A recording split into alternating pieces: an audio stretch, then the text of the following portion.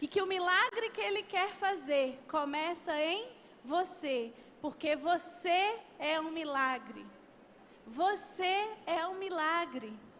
E Ele quer usar a sua vida para fazer mais e mais milagres. Amém?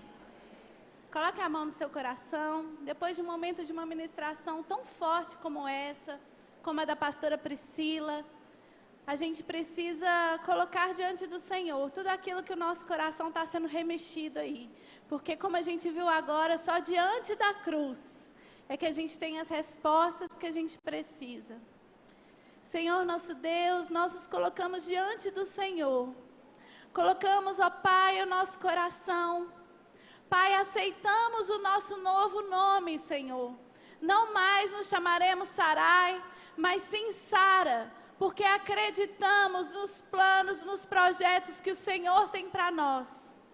Deus, olhando acima das circunstâncias, olhando acima, ó Deus, das coisas que estão acontecendo, como Maria, Senhor, duvidou do seu amor, quantas vezes nós duvidamos, Senhor.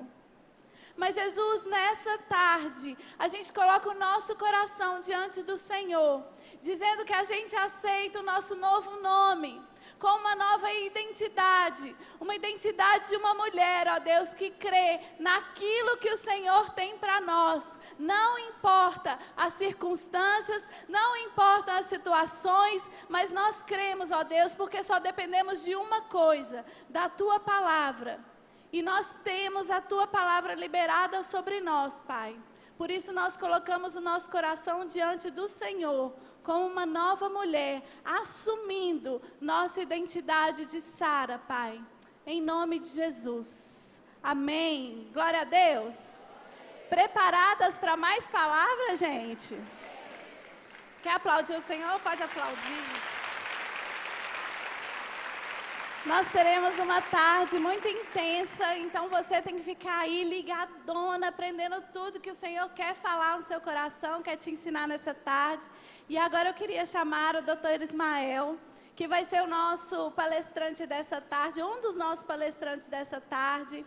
Ele é médico, psiquiatra. Dr. Ismael é um irmão em Cristo. E ele já esteve conosco no ano passado, né, Dr. Ismael? Foi muito bom e como foi bom a gente quis chamar ele de novo. Quem sabe no ano que vem de novo também, né, Dr. Ismael?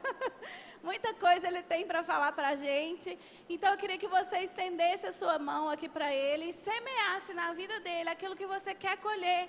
Aquilo que você quer que o Senhor fale através da vida dele. Peça ao Espírito Santo para inspirá-lo, porque ele é canal desobstruído do Senhor. Ele é instrumento do Senhor para você nessa tarde, para todas nós. Então comece a liberar sobre ele. Fala assim, Deus, usa ele. Fala comigo, Senhor. Fala com as minhas irmãs através da vida dele. Que ele seja um canal do Senhor, Pai, em nome de Jesus. Nós abençoamos a vida do Dr. Ismael em nome de Jesus. Amém? Paz do Senhor, irmãs, né? Amém? E alguns irmãos que estão perdidos aí também, né? Pode projetar os slides lá, irmão, por favor. Pode passar o próximo. Vamos lá, primeiro me apresentar, né? Isso aí é minha família. Não vou pedir a Simone para levantar não, porque ela morre de vergonha, entendeu? Então, mas dá um alô aí, levanta a mão. Amém. Tenho 3 filhos, né? Tiago, tem 5 anos, Laura, e tenho a Aninha, que vai completar 3 meses. Queria mais um, mas a gente resolveu parar, porque eu estava ficando muito estressado, não era a Simone não, sabe? Aí a gente resolveu parar de fazer menino, e aí eu liguei lá na Netflix, e falei com eles que eu precisava de televisão no quarto para me distrair. Aí eu assinei a Netflix e agora não faz mais menino. Porque tem um estudo aí que mostrou que crente que tem Netflix no quarto não faz menino. Você fica assistindo série, aí você não faz filho, entendeu? Pode passar o próximo aí. Então vamos lá, eu gostei do tema, eu até agradeço de novo. A Madalena, infelizmente, ela não está aqui. Que Deus abençoe ela, deve estar lá na casa dela, só tomando suco de maracujá. E agradecer a todo o ministério pelo convite, né? Eu sempre falo que Eu fico feliz quando a igreja abre esses espaços, ainda mais para gente que é médico, que é psiquiatra, porque eu acho que é o sinal que a igreja está abrindo para conversar de outros assuntos que a gente precisa de conversar um pouco. E eu vou falar um pouco sobre esses traumas, né? Eu sei que o tema é perdas, eu vou falar de alguém que perdeu muito. Não é uma história que vocês não conhecem, é uma história que a maioria de vocês conhece muito bem, mas é uma história que vai um pouco de encontro a muita coisa que a gente tem vivido hoje, que pessoalmente tem me incomodado muito. E eu tenho um privilégio enorme que eu sou alguém que escuta histórias, né? Já tenho aí 12 anos de psiquiatria e, nossa, outro dia eu vi meu sistema, tinha umas 10 mil pessoas. Então, assim, eu tenho muita história para contar. E quando a gente começa a atender muita gente de Deus, muitas pessoas, seja presbiteriano, batista, pentecostal e etc e tal, a gente começa a ver que Deus tem ali, apesar da particularidade, algumas formas de agir e que eu acho que hoje a gente não está compreendendo tanto. Passa aí o próximo, irmão, por favor. Então, quem tiver uma Bíblia, abre aí em Gênesis 37. Eu vou ser bem sincero para vocês que eu sou apaixonado com essa história. Já falei dessa história em alguns lugares, mas é incrível toda vez que eu vejo esse texto. Eu ia pregar, na verdade, sobre a mulher samaritana aqui, mas fica para outro dia. E vamos falar um pouquinho sobre a história de José. Vamos lá, vamos ler o texto aqui rapidinho. Não vou ler tudo não, a gente vai passando na Bíblia depois. Gênesis 37. Habitou Jacó na terra das peregrinações de seu pai, na terra de Canaã. Essa é a história de Jacó. Tendo José 17 anos, apacentava os rebanhos com seus irmãos, sendo ainda jovem, e acompanhava os filhos de Bila e os filhos de Zilpa, mulheres de seu pai, e trazia más notícias deles ao seu pai. Ora, Jacó, que é Israel, amava mais a José que a todos os seus filhos, porque ele era filho da sua velhice, e lhe fez uma túnica talar de mangas compridas. Vendo, pois, seus irmãos que o pai amava mais que todos os outros, odiavam, já não lhes podiam falar pacificamente. Tendo José um sonho, relatou aos seus irmãos, e por isso odiaram ainda mais, pois lhes disse: rogo-vos, pois, eu ouvi este sonho. Atávamos feixes no campo, e eis que o meu feixe se levantou e ficou em pé, e os vossos peixes o rodeavam, e se inclinavam perante o meu.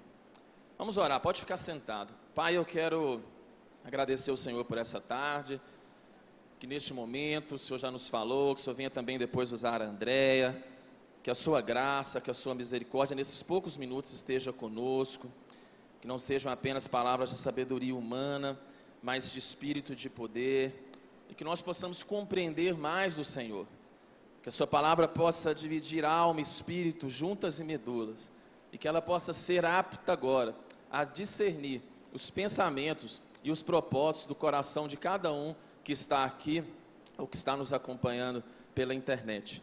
Que Deus possa nos abençoar nessa tarde, em nome de Jesus. Amém. Vamos lá, pode passar o próximo aí, irmão.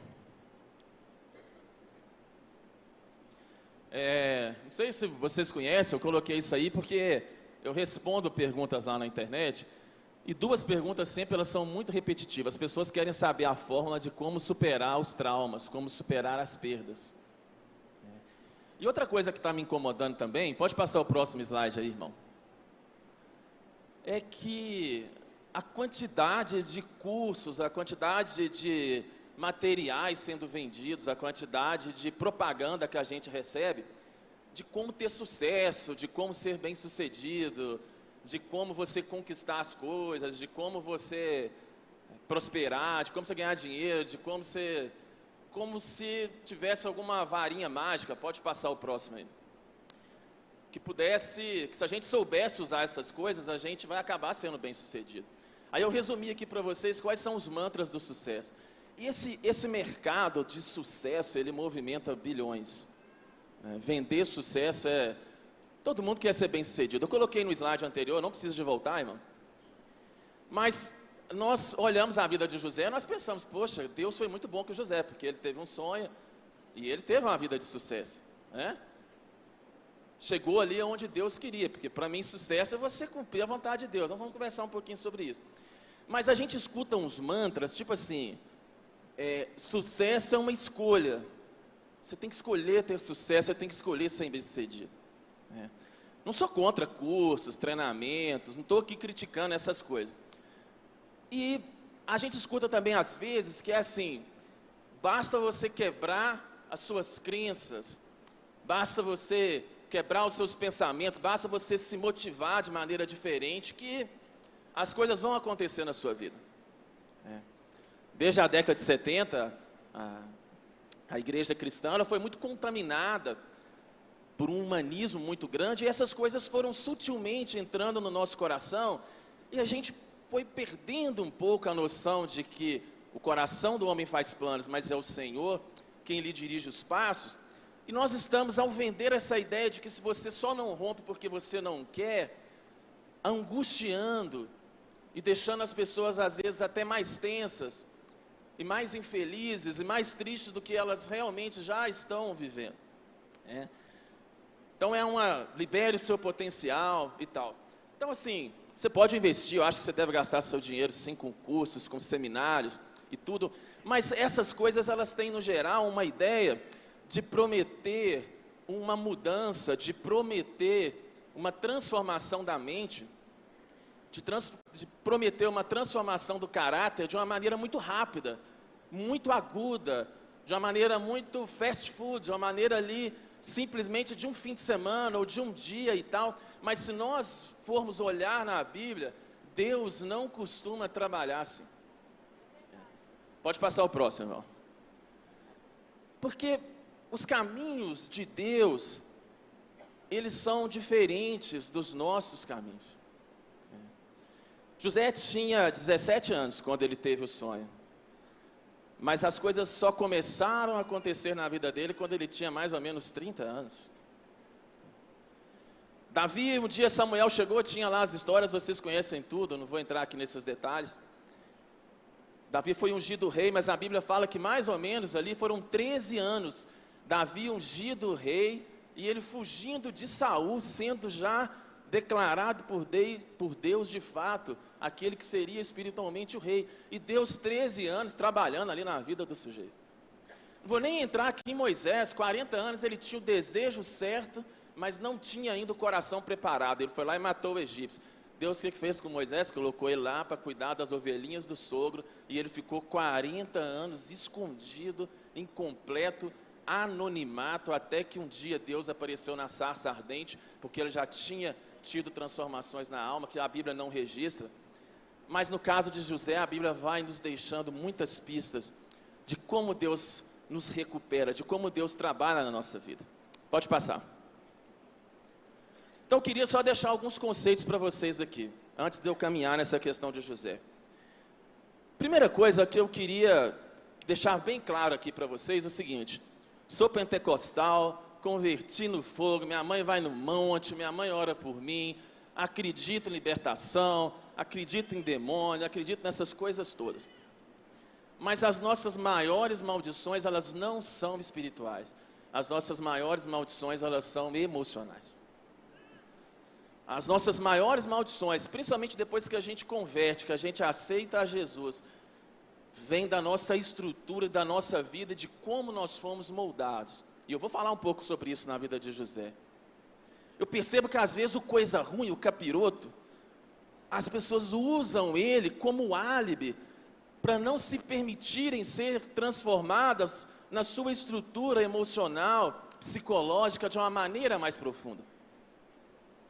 É mais fácil eu jogar que é o diabo, que é o coisa ruim, que é uma brecha, que é alguma coisa, porque isso às vezes tira de mim um pouco a responsabilidade. E muitas pessoas quebram, vão em milhões de seminários de libertação e de cura interior e não têm a sua transformação às vezes, porque elas saem, elas já vão ali condicionadas que alguém vai sair do meio daquele seminário, da cadeira, vai colocar a mão na cabeça dela e vai resolver instantaneamente os seus problemas. Não estou dizendo que Deus não possa fazer isso, porque um dia eu venho aqui e eu conto para vocês alguns casos. Mas não costuma ser assim. Segunda coisa, a sua personalidade, ela é formada desde a infância, e às vezes, ela até dentro da barriga da sua mãe, você já começa a receber informações que vão influenciar você psicologicamente. Personalidade é o seguinte, é o temperamento, que é genético. Então a gente tem um temperamento que é genético. Quem é mais extrovertido, quem é mais alegre, quem é mais zoeira, isso é um pouco genético. Mas o caráter, que são os caracteres, que são as marcas, que são as impressões que a sua família, que o ambiente que você foi criado, que a cultura que você foi criada, colocou em você. Por isso que quando a gente converte, Deus modifica a nossa personalidade, atuando no nosso caráter. Deus vai nos transformando de glória em glória, para que a gente possa ser parecido com Cristo. Mas a base do nosso temperamento, ela persiste. Por isso que é errado a gente, quando a pessoa converte, a gente fala assim, a pessoa é mais caladinha e tal, a gente quer que ela fique rindo o tempo inteiro. Não, Deus vai respeitar o temperamento de cada um, como respeitou o de Pedro, respeitou e por aí vai. Outra coisa, a gente, e eu falei aqui o ano passado sobre isso, eu queria recapitular, vocês nascem de novo no Espírito, mas a alma de nós cristãos precisa ser mudada. O novo nascimento, ele é instantâneo, ele é de uma vez. Você aceitou Jesus, amém, glória a Deus, você nasceu de novo. Mas a sua alma, ela vai progressivamente mudar. E isso vai gerando conflitos, porque o Espírito Santo vem no seu computador e ele quer instalar os arquivos de Deus, mas você está cheio de vírus que vem lá de trás.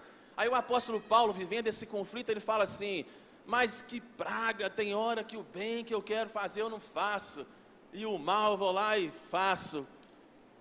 Aí ele termina dizendo assim, ainda bem que eu vivo é pela graça, e não é pelos meus méritos, porque é por sangue de Jesus que eu tenho a minha aceitação, e por aí vai.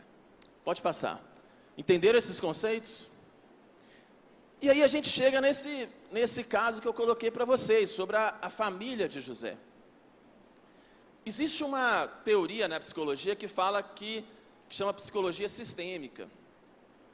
Na psicologia sistêmica, a gente entende o seguinte, que boa parte da nossa personalidade, dos nossos caracteres, vem da nossa família.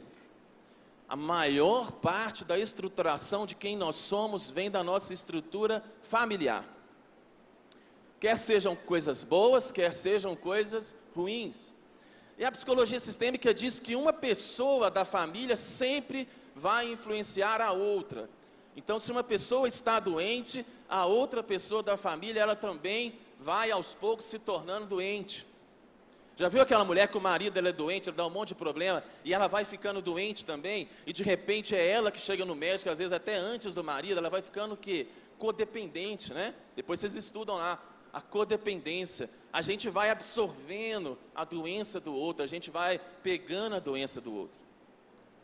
E a família de José é um caso clínico para psiquiatra. É um caso clínico para psiquiatra. Porque existem alguns erros nessa família, existem alguns problemas nessa família. A irmã falou aqui bem de Abraão, mas o legal da Bíblia é o seguinte, que Deus não escondeu os podres de ninguém. Abraão, ele foi o pai da fé, mas isso foi uma coisa que foi sendo construída à medida que ele foi tendo o caráter de Deus firmado nele. A Bíblia fala que certa vez ele chega com a mulher dele lá no lugar, aí estava até no Egito, lá no sul, aí o sujeito olhou para Sara e falou assim, essa mulher sua é uma gata, ela é sua mulher? Aí o Abraão ficou com medo, falou assim, não é não, senhor, pode pegar essa mulher aí e tal. Aí Deus, porque Deus é soberano e os planos de Deus não podem ser frustrados, ele vai lá e dá um sonho para o cara e fala, não pega essa mulher não, que ela é a esposa dele. Aí o sujeito fica uma arara.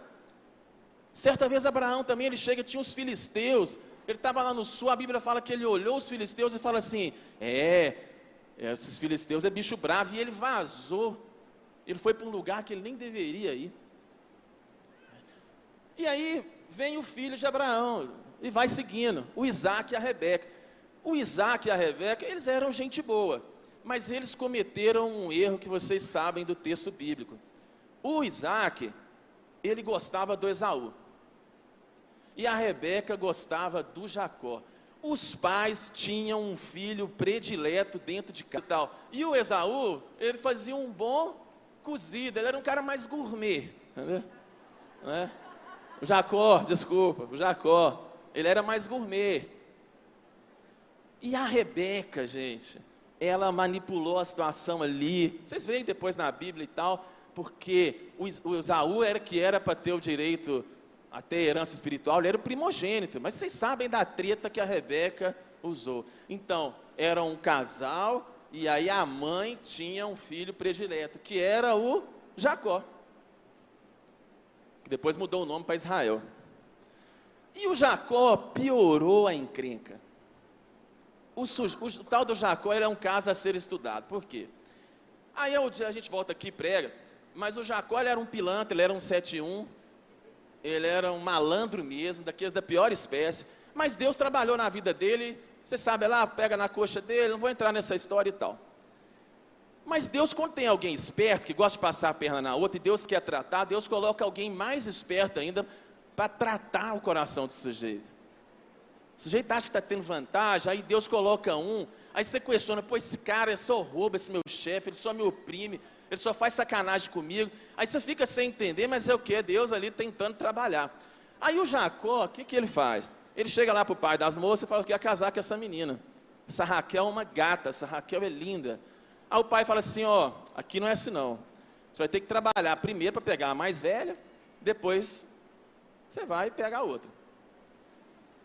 E aí o Jacó me arruma 2 mulheres, a Raquel e a Lia. 2 mulheres. Uma mulher já é difícil, ele arrumou 2 mulheres. Desculpa, amor, cadê ela? Só aqui. Em casa a gente conversa, né? Só que o seguinte, o sujeito ele gostava mesmo, era da Raquel. Vocês já imaginaram esse barraco que era, gente, em casa? Essas 2 mulheres dentro de casa, brigando e discutindo o tempo inteiro. Eu fico pensando na conversa. Raquel virava e falava assim, o Jacó gosta de mim. Quem ele posta as fotos no Instagram sou eu, porque ele acha que eu sou a gata, entendeu? As selfies são todas comigo. Ele só te pega quando eu estou menstruado, eu estou de TPM, entendeu? É mais ou menos isso, entendeu? Ele não gostava. Só que a Lia, ela tinha um trunfo. A Raquel era estéril. Aí a Lia devia falar para a Raquel assim, tá bom, você é gostosona, malhada, bodytech, toda sarada e tal, mas você é estéril, eu dou filho para ele e você não dá. Entendeu? E eu fico pensando que o pau quebrava ali, porque o trem, e para complicar, a Raquel estava muito insegura, falando, dou filho, pega a minha escrava aí, Jacó, e faz os meninos também. E aí o Jacó foi e teve filhos com a escrava da Raquel, porque na época podia ter filho com a escrava. E a Lia pensou assim, parou de dar menino e falou, então é assim, pega a minha escrava também. E o Jacó tomou Viagra e o homem virou uma máquina e começou a fazer menino, entendeu? E ele foi fazendo filho e tal. Só que a Raquel deu 2 filhos para Jacó. Ela deu um filho chamado José e deu um filho chamado Benjamim. Gente, o Jacó ele fazia o trem bagunçado mesmo, porque a Bíblia diz em Gênesis 37 que ele tinha um monte de filhos, mas ele amava mais a José do que todos os outros filhos. Ele tinha um monte de menino, mas quem ele gostava de conversar, quem ele gostava de trocar ideia, quem ele levava no parque, quem ganhava os presentes caros no Natal era o José. Não sei, a Bíblia fala que é porque ele era filho da velhice, mas eu acho que também é porque ele era filho da Raquel, que era a mulher que ele realmente gostava. Nem sempre a Bíblia dá para a gente todas as informações. Aí o pai começa a fazer o quê? O pai dá privilégios para José. Tinha um dinheiro escasso, não era muito difícil. Aí o pai vai e faz uma roupa colorida e faz o seguinte, eu vou dar essa roupa colorida só para José. E o José, eu fico pensando, imagina, vocês já imaginaram, gente, a briga dentro de casa dos filhos? Já viu quando pais separam, aí o marido ou a esposa começam a falar mal do pai para o outro, alienação parental, aí começa a falar mal da mãe, sua mãe é muito chata, eu separei dela porque ela não gostava de cozinhar, sua mãe é muito mala, ela é uma pessoa ruim. Aí vai para a mãe fala, seu pai é um safado sem vergonha, me traiu, aquele pilantra e tal. Quando os pais querem destruir os filhos, eles destroem. E eu fico pensando que essas mães, os filhos viam a relação do pai com a Raquel e viam a relação do pai com a Lia, e eu acho que isso era motivo de muita tensão dentro de casa. Esses meninos cresceram num ambiente de competição, num ambiente onde existiam preferências. E aí o pai não era só, porque às vezes o pai, ele guarda a preferência no coração, mas o Jacó, ele fez uma coisa erradíssima, porque gente, a roupa colorida na época era uma coisa de, sei lá, ter dinheiro para comprar um carro. Em vez de você dar um carro para cada filho, ou dividir o dinheiro e dar um presente bom para cada um, ele pegou o dinheiro e deu o carro só para José. E o José ainda tinha privilégios, porque a Bíblia diz o seguinte, que os meninos iam trabalhar, e o José era o fiscal, entendeu? Ele era o X9, entendeu? A Bíblia diz o seguinte, que o José vinha e dava más notícias dos pais dos seus irmãos. Pai, fui lá no campo, em vez de trabalhar, eu estava mexendo com as filisteias, aquelas piriguete, entendeu? O José era dedo duro. Aí o estupim da história acontece por quê? Aí eu vou falar para vocês o lado bom de José, que depois eu vou falar aqui para vocês. Porque o José, ele tinha o temor do Senhor, sim. E o lado bom da história, e o final da história é o seguinte, Deus dá um sonho para José e fala assim, José ficava na posição de autoridade e todos os irmãos se curvavam diante de José. Aí, os irmãos de José quebram o barraco. Porque a gente tem a impressão de que os irmãos de José venderam José só por causa do sonho.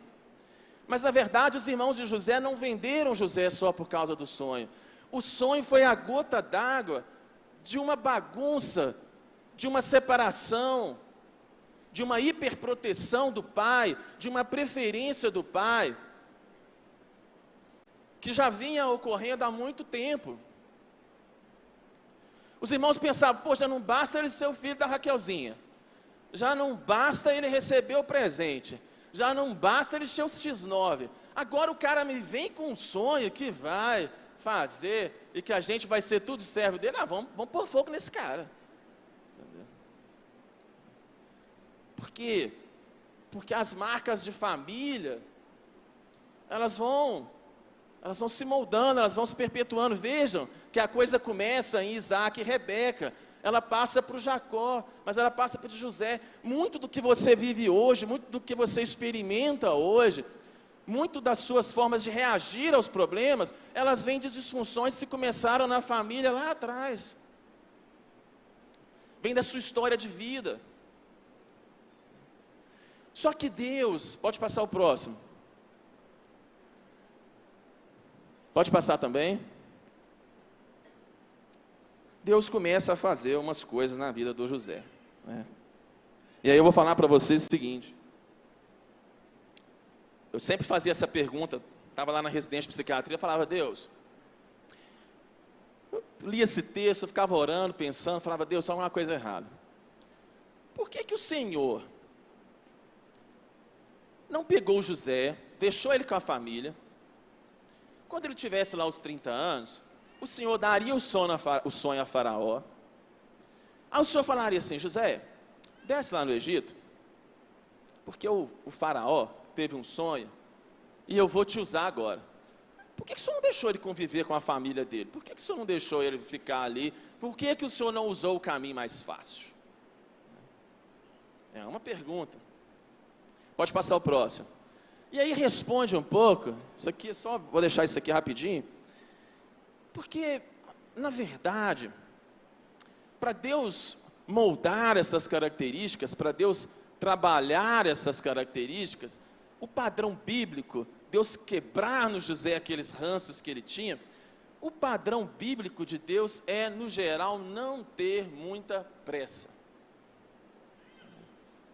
Pressa para nós, né? Mas para Deus não costuma ter muita pressa. E, aliás, uma das questões que eu vou colocar aqui também, de por que José sofreu tanto, é porque, na verdade, é o sofrimento que transforma a nossa estrutura, é o sofrimento que molda de fato a nossa personalidade.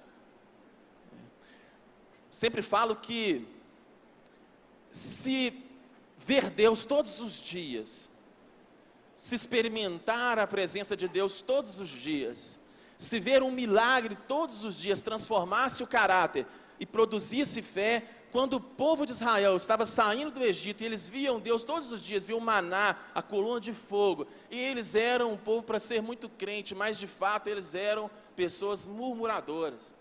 É o sofrimento.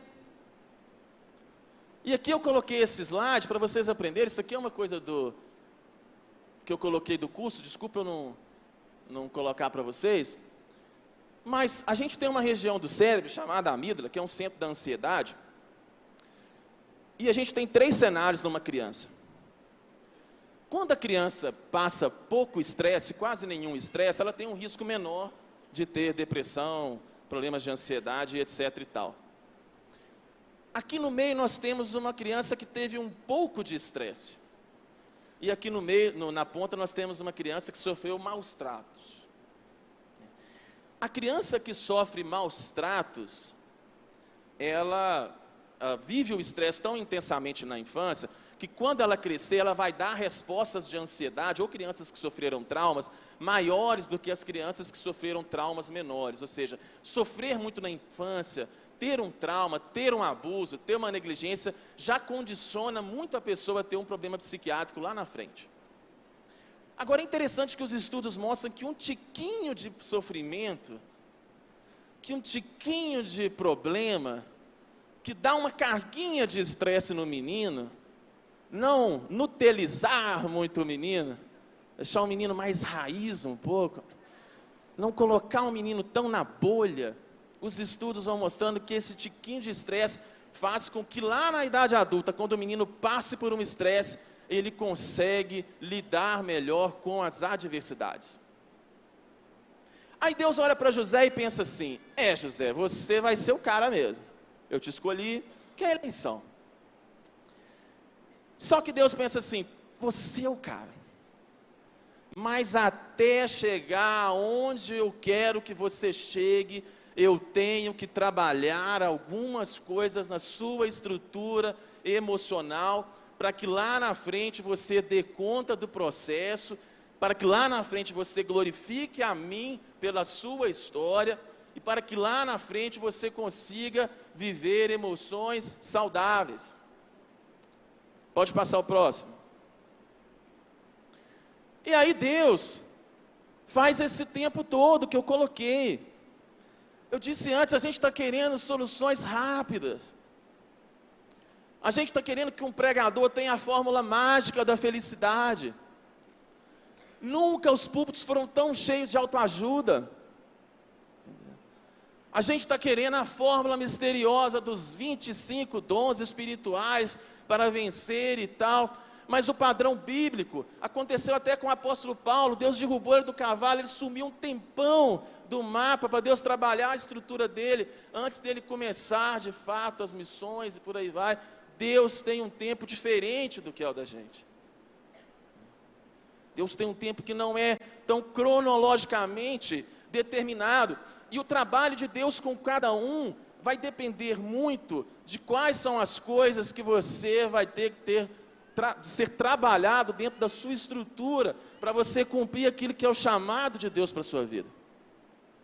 Uma pessoa me perguntou: algumas pessoas sofrem mais que outras? Não sei, mas Deus dá sofrimentos diferentes para as pessoas de acordo com seus propósitos. Deus insere as pessoas em contextos de acordo com a história que Ele tem traçado para elas. Pode passar o próximo. E a gente é esse mix de comportamentos. Eu estou colocando isso porque até agora eu falei só o lado ruim de José, mas a Bíblia diz que José tinha sim temor. Tenho certeza que ele tinha os sonhos, porque ele era alguém que orava, ele era alguém que tinha ali um temor dentro da vida dele. Mas como eu disse, ele não teve culpa talvez de ter sido criado da forma como ele foi criado. Mas esse caráter de José, a gente vê de maneira tão perfeita quando ele vai morar ali na casa do Potifar. A sequência do texto, quem não sabe a história, os irmãos de José vendem José. E a Bíblia diz lá na frente que José clamava pelos irmãos: não façam isso comigo. Ele estava lá no poço. Os irmãos jogaram ele numa cisterna que não tinha água. E um dos irmãos, porque Deus na sua soberania, Ele não é homem para que minta, nem filho de homem para que se arrependa, os planos dele não podem ser frustrados. Um dos irmãos é usado por Deus e fala: não vamos matá-lo, vamos vendê-lo como escravo. E aí os irmãos de José vendem ele como escravo. Mas é interessante que, ao mesmo tempo que Deus vai trabalhando nas suas emoções, não quer dizer que você não possa ter momentos onde você vai prosperar, onde as coisas vão acontecer e dar bem, onde vai ter a sensação que você já chegou aonde Deus queria. Porque a Bíblia fala que o Potifar olhou para José e falou assim: menino é bom, esse menino é abençoado. E a Bíblia falou o seguinte, que Deus fez o patrão dele ficar rico, porque o José era um cara que ele tinha a bênção de Deus. E uma coisa que eu queria que você já aprendesse, eu coloquei até isso aqui lá na frente: ter a bênção de Deus, ser usado por Deus, ter um chamado de Deus, ter uma promessa de Deus grande sobre a sua vida, não quer dizer que você está estruturalmente e emocionalmente curado ainda. Uma das coisas que mais me inculcava no início da psiquiatria era o seguinte: eu atendo muito pastor. Chegava um sujeito lá que eu conhecia, às vezes da igreja, e ele orava no culto, profetizava, aconteceu várias vezes isso. Aí vinha a mulher do cara consultar: doutor, esse cara é ruim, ele me oprime, ele xinga os meninos, ele é um cara grosso. Eu falava: Deus, como é que pode uma coisa dessa? Como é que pode o sujeito se usar em profecia e o cara ter uma bagunça emocional dentro de casa? A Bíblia é cheia desses momentos de transição de vida, onde as pessoas podem expressar os dons de Deus e mesmo assim não estarem ainda plenamente resolvidas.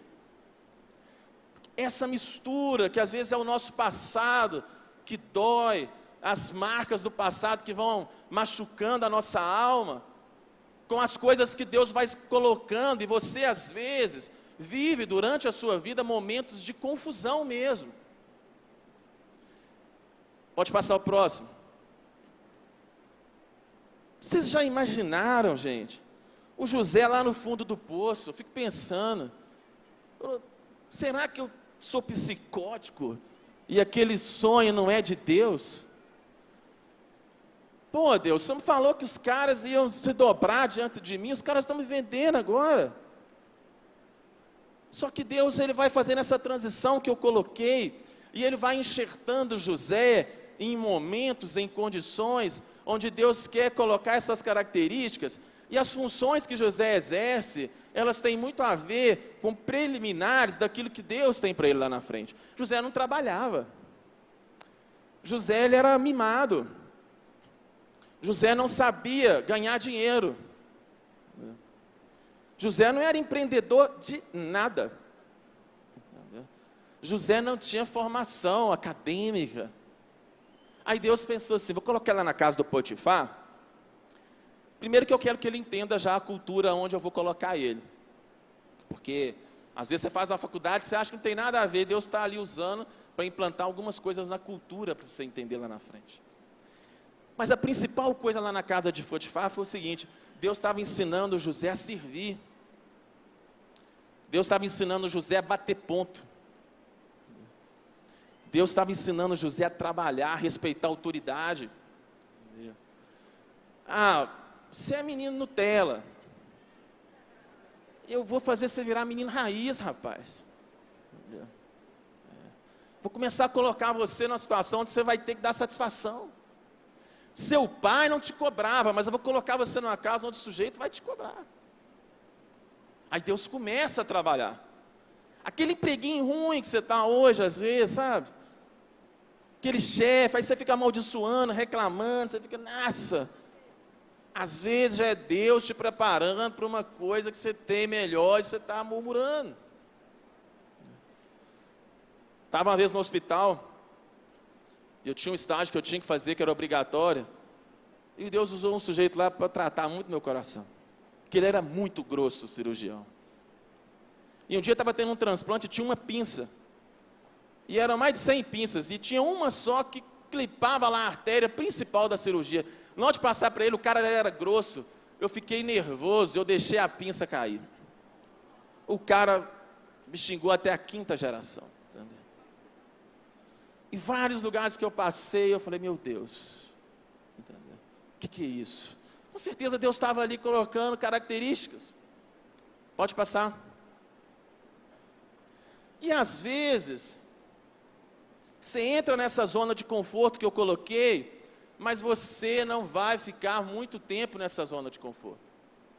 José podia ter pensado assim, tá ruim, mas tá bom.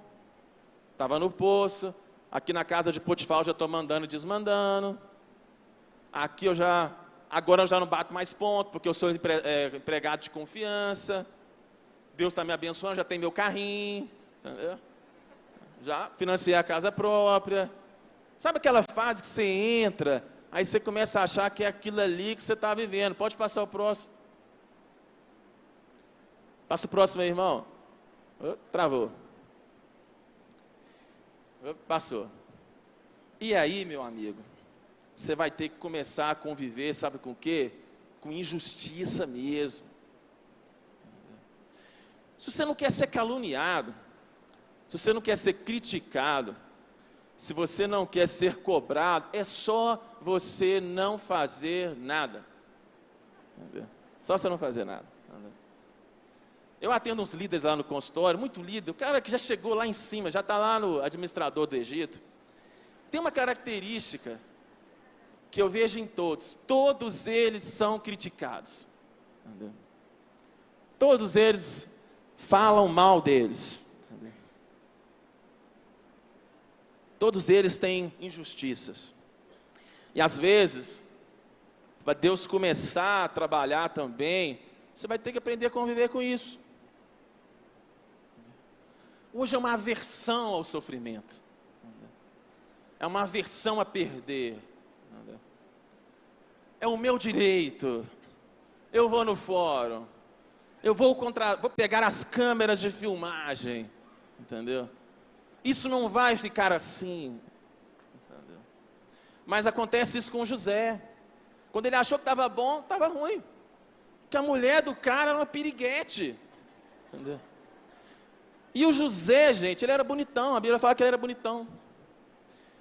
E a mulher tenta o cara, e ele tinha caráter. Igual eu falei, ele não era uma pessoa de toda ruim, como nós não somos de todos ruins. E ela tenta, e o José não quer. Aí um dia não tinha ninguém em casa, ela falou, sabe, porque às vezes a rejeição dói, e ela fala mais alto até do que o próprio amor. Pessoa na rejeição, que não é um amor verdadeiro, que é uma fantasia, a pessoa agride, ela degrinha a imagem. A pior coisa que tem é gente sensível, gente com autoestima baixa, gente que não tem identidade, quando essas pessoas são rejeitadas. São aquelas que quebram o carro do sujeito, que vai no trabalho dele, faz um escândalo. São as piores para você lidar em qualquer tipo de relacionamento. E a mulher do Potifar, ela segura a gola do cara e fala, você vai ficar comigo. José sai correndo, na hora que o marido chega, ela fala, esse cara tentou me agarrar. E essas mulheres são muito Jezabel, elas controlam o marido acreditou, mandou José para a cadeia. Pode passar o próximo. E aí, volta de novo o sofrimento. Fico pensando José na cadeia, gente. Até que eu fico pensando, e não foi pouco tempo não. Porque isso tudo que eu estou contando foi de 17 a 30 anos de idade. O José chega na cadeia, eu fico pensando ele dormindo no colchão e falando assim, poxa, Deus aquele dia usou aquela profeta para me entregar uma mensagem, falando que Deus ia me usar, que não sei o que e tal, não aconteceu nada. Pô, eu tive aquele sonho de Deus, não está acontecendo as coisas. Deus, o senhor é maluco, o senhor me deu um sonho, e eu estou aqui preso, cara. Entendeu? Eu estou aqui, na cadeia, esquecido pelas pessoas, eu estou fora do mapa. E Deus ali, mais uma vez colocando José numa posição de serviço, de controle, de sofrimento, para Deus mais uma vez estar trabalhando a mente dele.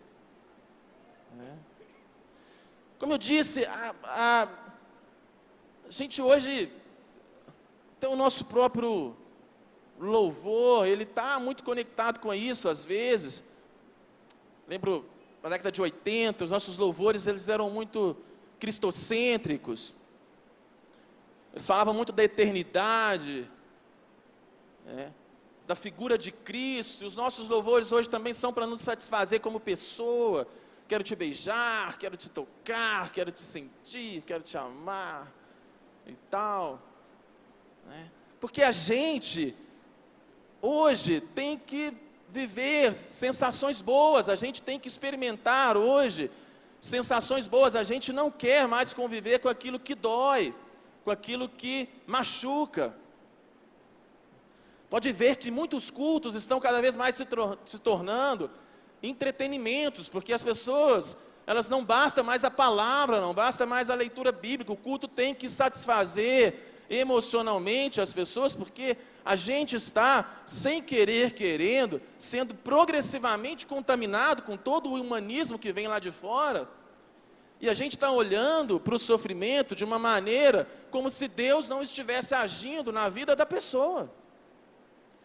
Imagina alguns irmãos visitando José na cadeia, esses evangelistas de cadeia, chega lá, está lá o José.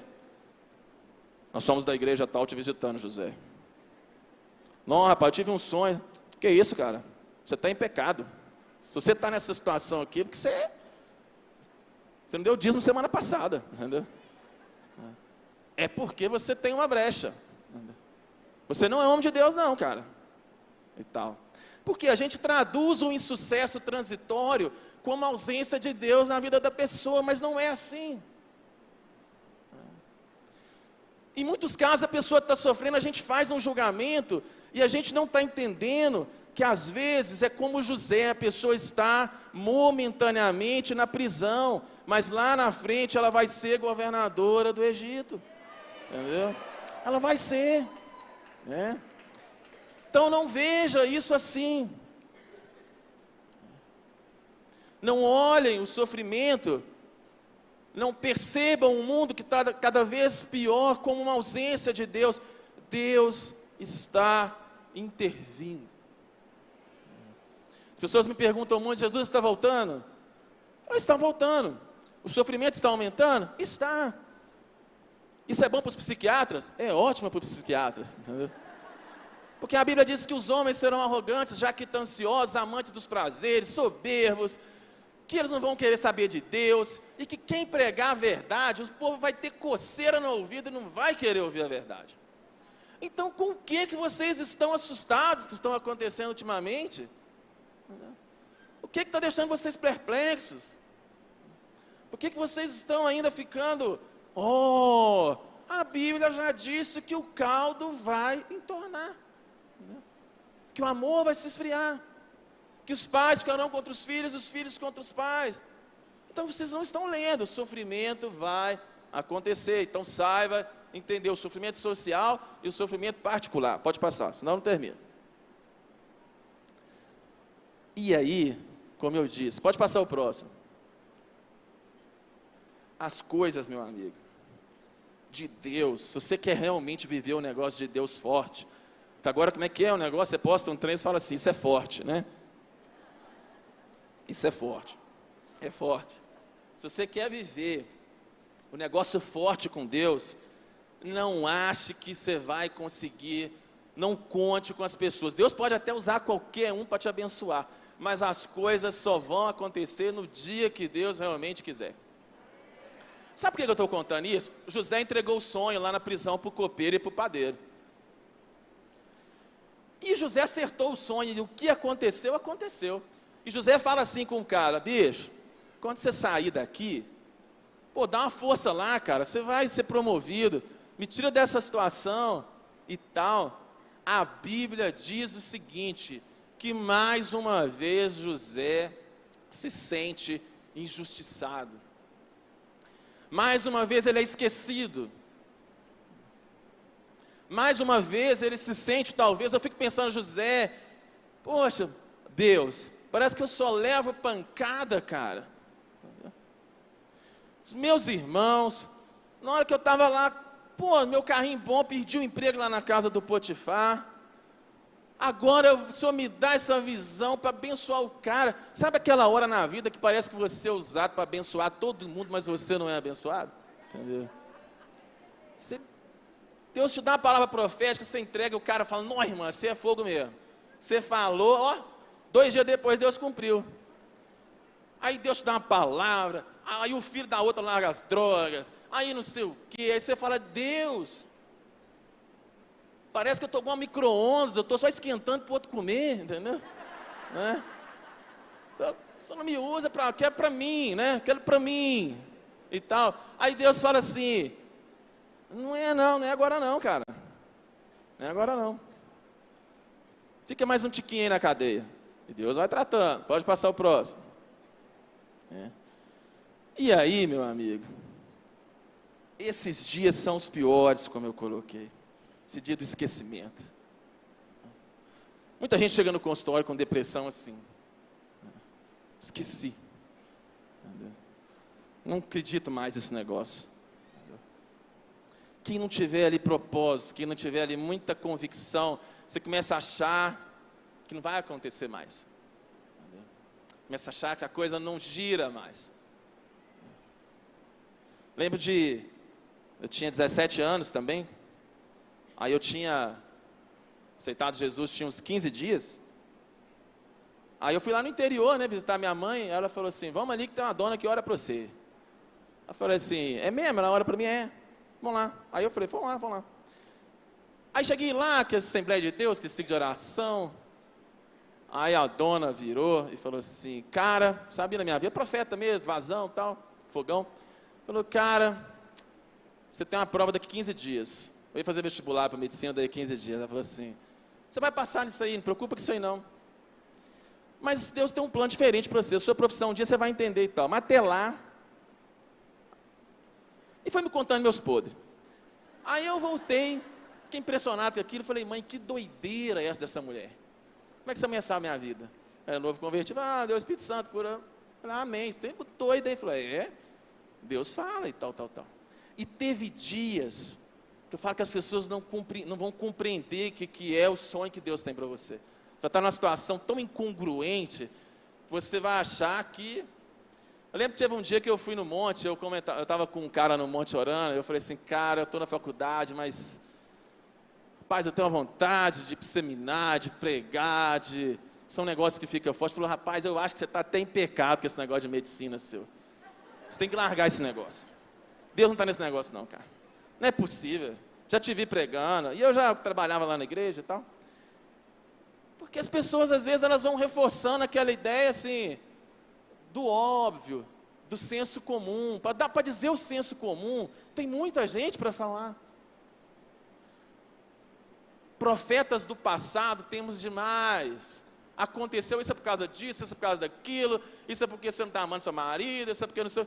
As pessoas, na verdade, não têm o que falar e elas vão e emitem uma opinião. Mas uma coisa é quando Deus vem e reforça a sua identidade. E aí um dia Deus me deu uma palavra nova, vou contar para vocês aqui uma história. Estava tendo aqui uma conferência profética na Lagoinha. Eu estava no meio do curso de medicina. Eu estava muito angustiado, falava, Deus, o que eu faço? Estou meio perdido com isso. Estava aqui na pontinha, uma irmã desceu lá do 3º andar do Rio de Janeiro, ela desceu. E eu estava orando e falava, Deus, fala comigo a resposta que eu tanto preciso, porque eu preciso de uma resposta para saber que caminho que eu vou seguir em frente. E ela trouxe a resposta que eu precisava aqui. Nunca esqueci disso. Pastor Haroldo, acho que lá no espanhol estava pregando. Tem momentos que não vai bater. Entendeu? Tem dia que você dorme chorando, que você fala, não tem mais esperança. José, eu fico pensando quantas noites ele chorou naquela cadeia. Pode passar, senão não termina. Próximo. Travou. E aí, meu amigo, entra a história mais bonita de José e eu vou terminar. Rapidinho. Tem hora na vida que eu falei com vocês sobre a estrutura de José, que Deus queria trabalhar com ele. Tem horas na vida que a gente está já bem sucedido, a gente está naquele ponto que a gente chegou e a gente acha que a gente já está emocionalmente curado, mas a verdade, a gente não está ainda emocionalmente curado. Aconteceu uma coisa depois na Bíblia interessante, que o faraó teve o sonho, e a Bíblia diz assim, que o José revelou o sonho do faraó, e aí o faraó vê que ele era muito sábio, um homem de Deus e tal, e o faraó colocou o José para ser o cara. Vocês sabem da história, amém? Todo mundo conhece a história? Aí a Bíblia fala que o José vai e casa lá no Egito, e ele diz o seguinte, ele casa com a mulher, e aí ele tem 2 filhos com a mulher, e o primeiro filho dele é chamado de Manassés. Vocês conhecem a história? Aí ele fala assim, o Senhor me fez esquecer. Em outras palavras, José está dizendo assim, e essa é uma das passagens mais lindas da Bíblia. Em outras palavras, José estava dizendo assim, poxa, agora que eu tenho uma família nova, agora que eu estou bem sucedido, agora que eu já estou ganhando dinheiro, agora que eu já cheguei no auge, agora que as coisas estão se cumprindo na minha vida, Deus finalmente me fez esquecer das aflições da casa do meu pai. Aquele menino foi dado um nome com significado, porque na época só dava o nome com algum significado, e o José estava dizendo assim, Deus, eu estou curado, eu estou bem resolvido já com essa situação, não preciso mais, porque José aqui, já como primeiro-ministro, já como uma pessoa bem-sucedida, se ele quisesse resgatar a história perdida dele com a família, o que ele talvez faria era que ele talvez iria de encontro à família dele, procuraria espontaneamente saber como estava o pai dele e como estava a mãe dele. Mas José não faz isso, ele entra no estágio de automático, eu não vou mexer com isso. E isso acontece muito com a gente. A gente está na igreja, a gente está aqui servindo a Deus. Pode passar o próximo, irmão. A gente está aqui servindo Deus. A gente está aqui. Pode passar o próximo. A gente está aqui, às vezes, tocando o barco, e a gente acha que está curado de algum trauma, mas na verdade a gente não está. Você não pode achar que você simplesmente seguir em frente significa que o seu trauma emocional ele foi curado. E é fácil, porque na igreja é um lugar muito bom para você esconder. Eu vou falar aqui rapidinho. Porque a gente aqui decora os versículos, aprende o jeito cristão de ser, e aí a gente vai vivendo, né? Aí Deus usa a gente, como eu coloquei, a gente chega em algumas posições, aí a gente vai criando esses Manassés, a gente vai dizendo assim, estou curado, estou bem resolvido, as coisas não acontecem mais. Pode passar o próximo. Por quê? Vou resumir. Tempo, distância, dinheiro e ser usado não significa que você está ainda curado das suas coisas. O José, ele estava longe da família. Aí tem gente que pensa assim, quem me machucou, quem me ofendeu, a pessoa que causou meu dano, eu vou mudar lá para Guarapari, que eu vou ficar longe da pessoa, eu vou melhorar. Vou pedir a Deus que me arruma um emprego para eu ir lá. Tem muitas pessoas que acham que a distância, que é ter a família lá em Israel e morar no Egito, é que vai curar a dor delas, mas a distância não vai curar a dor, não curou de José, e eu vou mostrar para vocês depois por que não curou. O tempo também, se passaram 13 anos, José disse, Manassés, ele achou que estava curado, mas o tempo também não fez, e também ele ser usado, ele foi usado no Egito, também não significou. Pode passar o próximo. Sabe por quê? Porque quando os irmãos de José vêm visitar ele, inicialmente, você depois pode ler em casa, a Bíblia não mostra que o José de cara, ele já diz assim, nossa meus irmãos, olha, vocês estão com fome, as coisas vão acontecer, vocês vieram para cá, olha, eu já sou o cara aqui no Egito, eu já sou bem sucedido e tal. Se o José realmente ele tivesse com seu trauma emocional, com a sua dor curada, Talvez o primeiro momento que ele tivesse visto os irmãos, de cara, ele já tinha tirado ali a sua máscara, ele já tinha ali tirado a sua maquiagem egípcia, e de cara ele já teria dito: olha, está tudo em paz. Mas a Bíblia diz que na primeira vez que ele vê os irmãos, ele fala com eles de maneira áspera, de maneira dura. Sabe por quê? E eu estou falando isso não é para todo mundo não, é para quem realmente Deus tem um propósito. Se Deus realmente tem um propósito na sua vida, uma hora Ele vai te colocar diante daquilo que te machucou. Ele vai colocar você diante de alguma situação que vai tratar o seu trauma. Porque José estava no bem bom. Aí a Bíblia fala, começou a ter a fome, e ela atingiu os irmãos de José, e o pai de José falou assim, os irmãos, diz que tem comida lá no Egito. E aí, Deus fala assim, se você não vai atrás do trauma, José, o trauma vai vir atrás de você. E aí os irmãos, eles vêm visitar José, e aí o José começa a ser confrontado nas suas emoções. Aí você fala, nossa, achei que estava livre daquela pessoa. Nossa, eu voltei a pecar de novo nessa área. Nossa, eu voltei a mentir. Eu voltei a gastar demais. Entendeu? Meu Deus do céu, quanto mais eu oro, mais assombração me aparece. Deus trazendo ali, você não vai conseguir fugir. Igual o Jonas, ele fala, Deus passa fogo nessa galera. Deus, não é assim não, meu amigo. Entendeu? Deus vai te perseguir, se você realmente tem um propósito até Ele curar o seu trauma. Pode passar o próximo. E aí, meu amigo, não adianta você esconder atrás de máscara. Sabe qual que é a maior máscara que tem? É a religiosidade. Religiosidade. Entendi um cara esses dias, ele estava na célula, e ele é viciado em sexo, e ele tinha caído com 2 prostitutas na semana.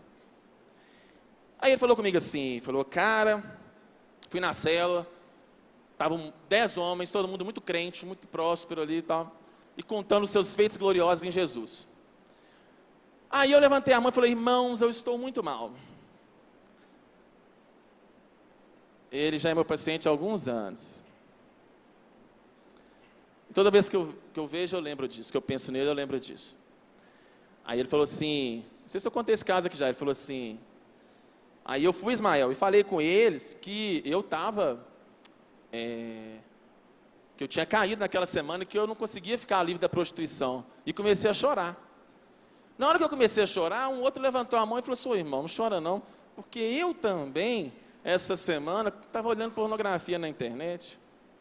Aí na hora que ele viu, todos os homens estavam contando os seus pecados. Mas às vezes a gente, o quê? Pai do Senhor, irmão, você está bem, glória a Deus, você está avivado, aí você fica até com medo de falar que você não está bem, entendeu? O discurso é tão positivo, eu não posso falar, porque se eu falar que eu estou mal, você tem que orar mais. Você tem que jejuar mais. Você não deu o dízimo na semana passada. Olha a brecha, irmã. Sai do Instagram, entendeu? E tal. Por quê? Porque a religiosidade, ela é o lugar onde as pessoas mais escondem. Os mais psicopatas, os mais pervertidos, os mais malucos que eu atendi, foram pessoas que esconderam por trás da igreja. Sabiam conceitos cristãos, mas eram como José, porque o José, o que ele usou, gente? Ele tinha a máscara lá do Egito e tal.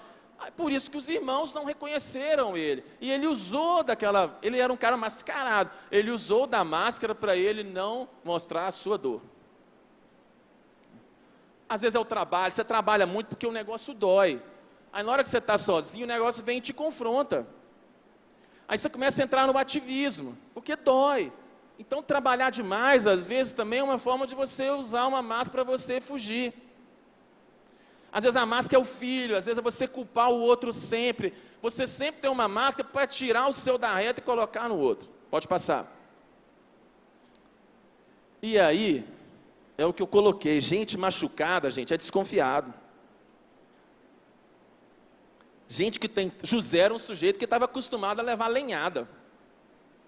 Aí a Bíblia fala que os irmãos chegam, Aí o José não sabia que o pai estava vivo. Quem que era o irmãozinho do coração de José? Benjamim. Porque ele era filho da mamãe Raquel. Aí a Bíblia fala assim, o Benjamim não tinha ido, ele fala assim, e aí? O José fala assim, e aí, seu pai, seu irmão está lá e tal? Ele falou, está lá.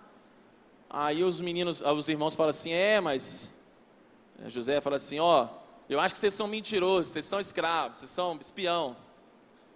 Vocês só vão sair daqui na hora que vocês provarem que vocês estão falando a verdade. José estava ali manipulando a situação. Porque ele queria, na verdade, trazer o Benjamim e resolver a situação emocional dele. Aí a Bíblia fala que um dos irmãos fica de garantia e vai trazer o cara. Pode passar o próximo. Só que chega lá no Egito, o Jacó fala assim, não. Eu já pedi o José, o Benjamim, meus caçulas, vocês não vão levar nem a pau daqui. Entendeu? Não, mas o cara falou que se... Olha para você ver como é que era o Jacó. O outro cara estava preso lá. O José tinha deixado o irmão, um desse Simeão, não lembro agora de cabeça. Ele tinha deixado um dos irmãos preso lá. E o Jacó, olha para você ver como é que era o afeto. Como é que essa família era uma emoção sempre à flor da pele. Porque o pai falou assim, você não vai levar. Daqui ele não sai. Você vê o José na defensiva, porque gente machucada é gente da defensiva. Gente machucada é aquela gente que prepara para o pior cenário. Gente machucada tem 10 chances, 9 boas e uma ruim, ela acha que é a ruim que vai acontecer. Gente machucada pensa em cercar-se de todas as possibilidades. Então o José era esperto para ensinar, passa a perna para mim, mas não. Só que aí a Bíblia fala o seguinte, José, não é assim. Deus começa o quê? Na soberania dele, mover as peças de novo para moldar o José. Porque aí a Bíblia depois fala assim, que a fome começou a apertar mais na terra. Aí chegou um ponto lá na casa dos meninos, lá em Israel, que não tinha comida para mais nada. Aí o pai fala assim, chegamos num limite. Eu acho que agora nós vamos morrer todo mundo de fome aqui mesmo. Então é melhor a gente correr o risco, leva então o Benjamim e vamos ver o que é que acontece. Entendeu? É aquela decisão difícil do pai. E aí, Deus vai apertando lá, para que as peças voltem. Tá, José? No primeiro encontro, foi só uma pinceladinha na sua dor. O primeiro encontro foi só o primeiro confronto. O primeiro encontro foi só ali para você já começar a entender que eu quero trabalhar dentro daquilo que é o passado, que ainda dói. Mas se você, então, está ali tentando driblar o passado, você está querendo só resolver com Benjamim e não está querendo resolver com a família toda, pode deixar que eu vou dar um jeito dessas peças se moverem e você ser confrontado de novo dentro da realidade que você está fugindo. Pode passar o próximo. E aí a cura ela vai sendo um processo. A Bíblia diz que no primeiro encontro, o José, ele chora. Ele não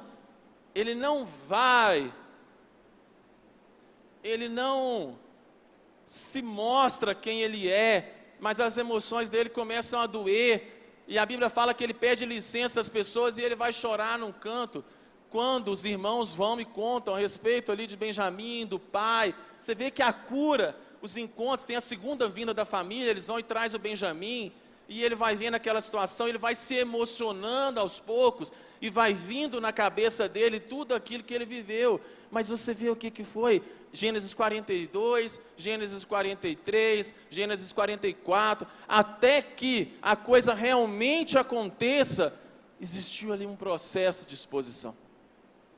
E eu coloquei para vocês no início, não que eu não ache que Deus não possa resolver um trauma de maneira aguda na sua oração e tudo, eu não tenho problema com isso e tenho histórias para contar para vocês, mas no geral a cura vai ser um processo de sucessivas exposições, de sucessivas experiências, e eu vou te dizer mais, se você não ceder o Espírito na primeira, Deus vai te apertar na segunda. Se você não ceder na segunda, Deus vai te apertar na terceira. Mas vai chegar um momento que você não vai aguentar mais e você vai ter que colocar aquela dor que você está escondendo para fora. Não tem mais jeito. Pode passar o próximo. Você vê que, já falei aqui disso, e eu acho essa particularidade desse texto bonita, porque às vezes a gente, diante de uma dor, a gente escolhe aquilo que Deus quer tratar, né? Que a gente quer que Deus trate. A gente pensa assim, não vou mexer com isso aqui não, se eu resolver só essa parte aqui, eu tenho problema com 3 pessoas, meu problema é com meu pai e minha mãe, mas se eu resolver só com meu pai aqui, tá bom e tal. A impressão que eu tenho, lendo o texto de maneira ali, de família, eu fico pensando às vezes que o José queria que só ficasse o Benjamim, falou assim, deixa eu resolver só uma partezinha aqui, mas aí Deus fala assim, não cara, eu quero resolver a situação de você com a sua família toda. Deus não quer fazer obra pela metade, Deus não quer fazer curas provisórias, Deus não quer fazer curas que sejam integrais, que realmente modifiquem a vida das pessoas. Se você acha que foi curado e você continua na mesma dor, talvez saiba que você ainda não está curada, porque Deus não quer paralisar processos de maneira parcial na vida de ninguém. Esse é um erro de muito crente. Contentar com pequenas transformações e não deixar com que o Senhor atue para que realmente a sua estrutura seja mudada e você realmente tenha o que a gente chama de libertação. As libertações são da alma. Eu sempre falo com os pacientes, expulsar o demônio, mandar sair é a coisa mais fácil que tem. As maiores dificuldades são tirar os vírus emocionais, as angústias emocionais, as sequelas emocionais que nós temos aqui instaladas dentro do nosso coração. Passo próximo, irmão. E vamos acelerar. Estou acabando. E aí chega um ponto, como eu falei, que o José não aguenta mais. Tem umas coisas que é o Espírito Santo que faz. O Judá pede a palavra e fala assim, cara, deixa eu te contar uma história. Seguinte, a gente tinha um irmão, não contaram a verdade não, né? Eles não iam contar a verdade para José. A gente tinha um irmão, e esse cara se perdeu, meu pai já é velhinho, ele não tem mais nada, ele já está muito ruim de saúde. Se a gente deixar o Benjamim aqui, voltar sem o Benjamim, meu pai não vai aguentar, cara, ele vai morrer, porque esse menino é a paixão da vida dele. Aí o José, nessa hora, aí ele não aguenta. Aí ele pede todo mundo para sair, ele vai lá e chora, e ele volta, e finalmente ele diz para os irmãos, eu sou José.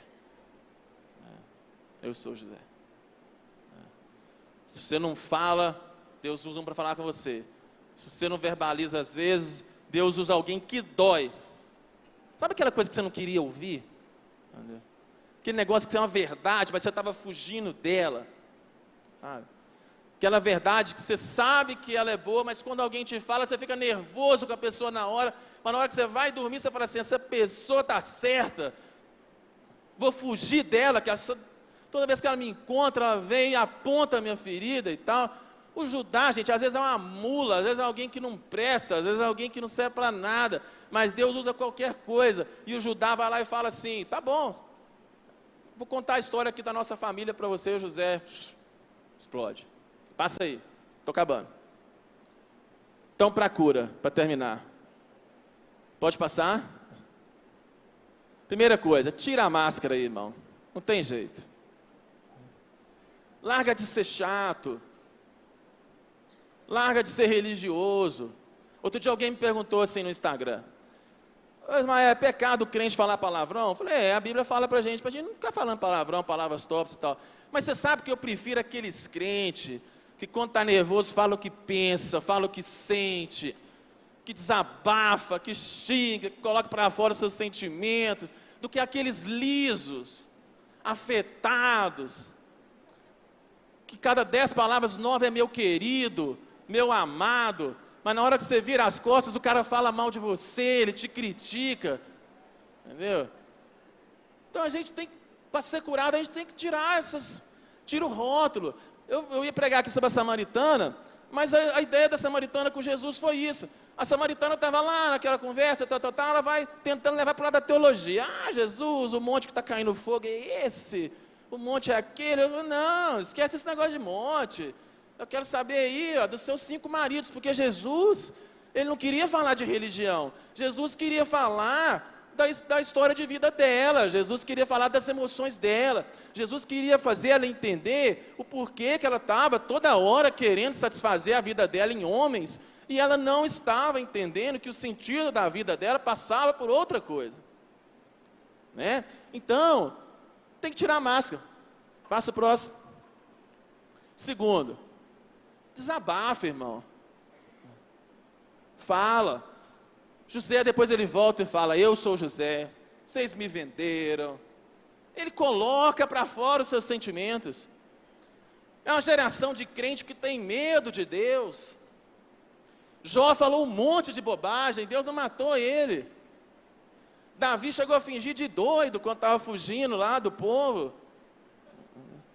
Davi tem salmos que ele fala assim, a minha alma exulta no Deus da minha salvação. E tem salmo que ele fala assim, apressa-te, ó Deus, em socorrer-me.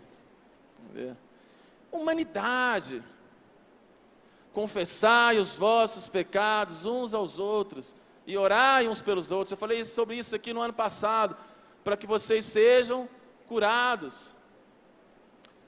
José, quando ele verbalizou, ele colocou, olha, vocês me venderam, vocês ali fizeram o mal, ali começou o processo de evolução da cura dele. Então fala, fica com medo de orar. Está com raiva de Deus? Fala que está com raiva de Deus. Se você acha que não está fazendo sentido, fala com Deus que não está fazendo sentido. Se você acha que você está se sentindo abandonado, fala com Deus que você está se sentindo abandonado. Fala com Deus que você não concorda. Fala com Deus que você acha injusto. Fala com Deus que você não queria que fosse assim, mas fala. Fala para o outro também. Você vê que não é sair contando para a igreja inteira, mas fale com o outro. Passa o próximo. Pode passar, vou pular essa. E às vezes a cura, 2 minutinhos eu termino. 3. Estou acabando, irmã. Amém. A Bíblia fala que depois que se processa a cura, José abraça o Benjamim e ele chora, e depois ele abraça todos os irmãos. Não estou dizendo que isso é fácil. Alguém perguntou assim, perdão é fácil? Não. Porque espiritualmente o perdão ele pode ser mais rápido. A gente, por exemplo, alguém me ofendeu, aí espiritualmente eu chego para Deus e falo assim, Senhor, eu libero perdão para essa pessoa. Senhor, eu não tenho nada contra essa pessoa, abençoe a vida dela. Mas emocionalmente, no dia que você encontra a pessoa, às vezes você dói. Aí às vezes você começa a entender que de fato ainda tem alguma coisinha ali escondida.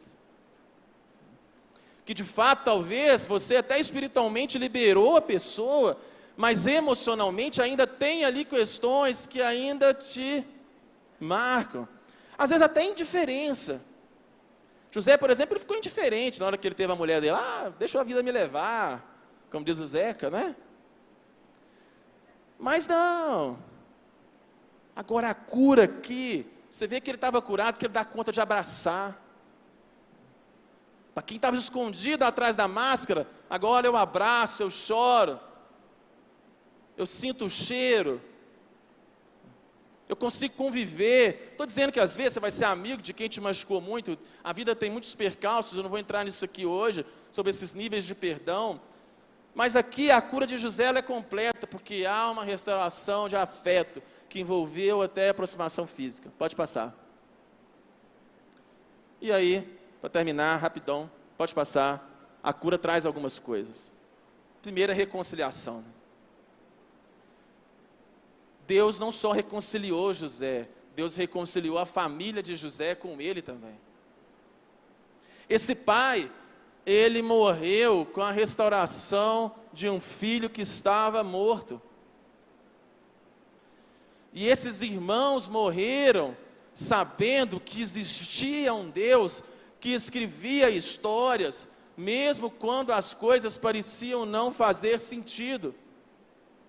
Os irmãos de José às vezes olhavam para ele e falavam assim: olha como Deus é, nós fizemos o mal, nós fizemos muita coisa ruim, mas aquele sonho que esse menino teve realmente foi um sonho de Deus, porque quando Deus opera, Ele age, a reconciliação que Ele faz, ela é abundante, ela contamina famílias, e ela vai passando de geração para gerações. Quando você é curado, quando você é restaurado, isso passa para o teu filho, isso vai passar para o teu neto, isso vai trazer uma dimensão diferente para a sua vida. Passo próximo. Segunda coisa, você enxerga o seu passado diferente. José vira e fala assim: vocês me venderam. Quer ver, ó? Não foste vós que me enviastes para cá, e sim Deus que me pôs por pai de Faraó e senhor de toda a sua casa, e como governador em toda a terra do Egito. Apressai-vos e subi, meu pai. E diz-lhe: assim manda dizer o seu filho José: Deus me pôs sobre o Senhor e tal. Olha a mudança. Ele olhou para o passado dele, já não era um trem que doía mais. Eu falo que é legal ser psiquiatra por isso. Eu tenho uns velhinhos que eu atendo que são muito crentes. Aí eles falam do passado, das dores, com paz. Tem muito cristão que olha para a sua dor, para aquilo que traumatizou, e aquilo já não dói mais. Eles conseguem dizer assim, como Jó: falei bobagem, Deus, mas bem sei que tudo podes, e nenhum dos seus planos pode ser frustrado. Isso não é autoajuda, isso não é lavagem cerebral, isso não é quebra de crenças. Eu não estou aqui nada contra, voltando aqui a deixar claro, mas isso aqui é um nível mais profundo de transformação, que é a palavra que vai lá, como eu orei no início, e ela vai derrubando conceitos, e ela vai separando o espírito, a alma, e ela vai discernindo os pensamentos e propósitos do coração, e ela vai derrubando aquilo que você não entende direito, mas que a Bíblia chama de fortalezas da mente, que são questões que te impedem de avançar, que te machucam, mas quando elas são derrubadas, você vive uma realidade espiritual diferente. José olhou e falou assim: há um Deus que me trouxe aqui. Então, quando você chegar a um ponto de olhar para trás e ver Deus em meio ao sofrimento, saiba que você provavelmente passou aprovado pelo processo de tratamento de Deus e está de fato curado. Entendeu? Passo próximo. Você glorifica a Deus. Eu vou forçar aqui, às vezes esse texto ele é meio confuso, mas eu tenho a impressão que quando Deus dá o sonho para José, José não foi muito humilde. Eu tenho essa impressão. Que ele chega e fala assim: eu tive um sonho e tal. Isso é uma coisa que eu vou ver no céu. Mas olha a mudança de posição. Gente que chega no topo porque Deus colocou, porque Deus tratou, eles sabem que eles estão ali porque foi Deus que plantou e Deus colocou. Eles se tornam humildes. Pode passar o próximo. Estou terminando. Você entende o seu chamado. E pode passar o próximo. Você acaba sendo usado. Se você quer viver coisa grande com Deus, você vai sofrer, irmão. Você vai ser esquecido. Vai ser caluniado. Vai ter as prisões da vida. Vai ter os momentos difíceis. Não tem jeito, irmão. Você, para ser usado, você tem que ser assim. Pode passar o próximo, terminei. E Deus dá para o José um chamado muito bonito, um chamado diferente. Eu hoje tenho falado muito com os jovens na igreja, que eu tenho oportunidade de falar, que a gente precisa de pessoas que Deus moldou assim, em cargos como o de José. José não foi pastor, José não foi um missionário, José foi um administrador, um ministro da economia que Deus usou para abençoar o mundo e abençoar uma nação, para cuidar de uma nação inteira e do mundo inteiro. Pode voltar. Então, José, ele é um exemplo para a gente de que às vezes o tratamento não vai envolver para você ficar aqui dentro da igreja, para você ser útil lá fora. Eu falo muito com os meninos que chegam no consultório e falam assim: Ismael, eu quero ser pastor. Eu falo assim: cara, tudo bem, amém. Vai fazer faculdade, vai estudar primeiro, vai conhecer o mundo lá fora, sai da bolha, entende o que é a realidade.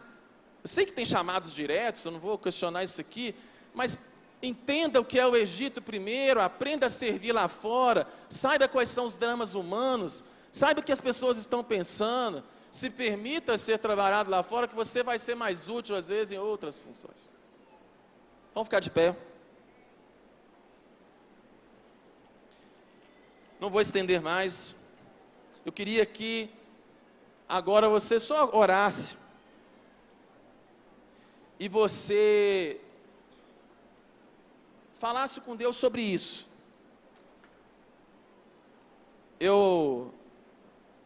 Alguém